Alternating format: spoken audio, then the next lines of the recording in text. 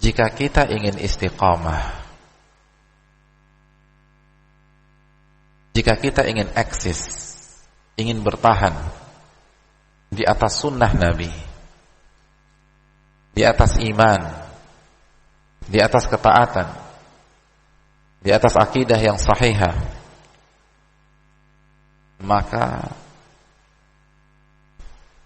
kita harus terus merasa diri kecil, merasa diri rendah, merasa diri bodoh.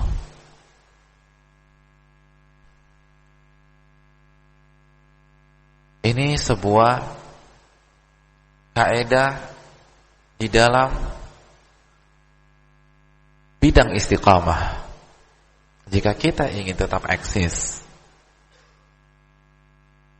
untuk menghadiri majelis ilmu, kita ingin tetap bertahan dalam melangkahkan kaki mengerjakan sholat berjamaah, kita ingin terus menghafal Al-Quranul Karim, kita ingin terus beribadah kepada Allah, kita ingin terus berpenampilan sesuai dengan sunnah, mendakwakan sunnah, maka salah satu kunci yang harus kita miliki, teruslah merasa diri kecil. Kita harus tetap merasa diri rendah. Kita harus terus merasa diri bodoh. Apa dalilnya hadirin sekalian? Di antara dalil tentang masalah ini adalah sebuah hadis yang sering menyapa telinga kita ketika kita berbicara tentang keutamaan menuntut ilmu agama. Ketika Nabi kita SAW menjelaskan bahwa menuntut ilmu agama adalah jalan pintas menuju surga.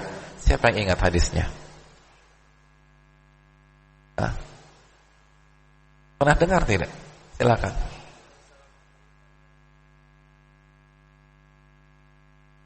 Jazakallahu khairan. Man salaka tariqan yaltamisu fihi ilman sahhalallahu bihi tariqan ilal jannah.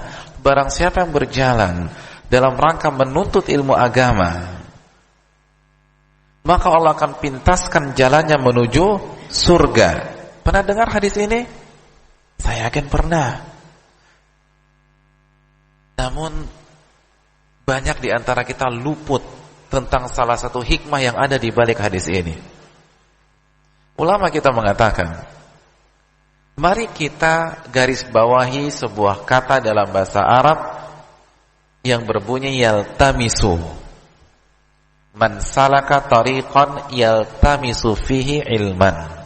Barang siapa yang berjalan dalam rangka yaltamisu ilmu agama, maka Allah akan mudahkan dan pintaskan jalannya menuju surga. Apa arti yaltamisu? Dalam bahasa Arab, yaltamisu berarti menuntut, meminta, menuntut atau tuntutan dari pihak yang kecil ke pihak yang besar, dari pihak yang rendah ke pihak yang tinggi, dari pihak yang bodoh ke pihak yang berilmu. Itu yaltamisu. Oleh karena itu Allah Subhanahu wa ta'ala ketika menuntut atau memerintahkan kita tidak menggunakan kata yaltamisu, tapi apa yang Allah gunakan? Amaro ya'muru. Seperti yang Allah firmankan dalam surat An-Nahl ayat 90, innallaha ya'murukum bil adl wal ihsan wa ita'i dzil qurba. Sesungguhnya Allah memerintahkan, menuntut kalian untuk berbuat adil, berbuat baik dan memberikan hak kerabat atau keluarga. Allah menggunakan kata apa? Ya'murukum. Ya'muru, bukan yaltamisu. Kenapa? Karena dari sang khalik kepada makhluk, dari yang maha tinggi ke yang rendah. Adapun yaltamisu, tuntutan dari mana tadi? Dari yang rendah ke yang tinggi. Oleh karena itu kalau kita memiliki 3 orang anak, lalu si bungsu meminta kakak sulungnya untuk merapikan meja belajarnya, maka menggunakan kata apa? Yaltamisu.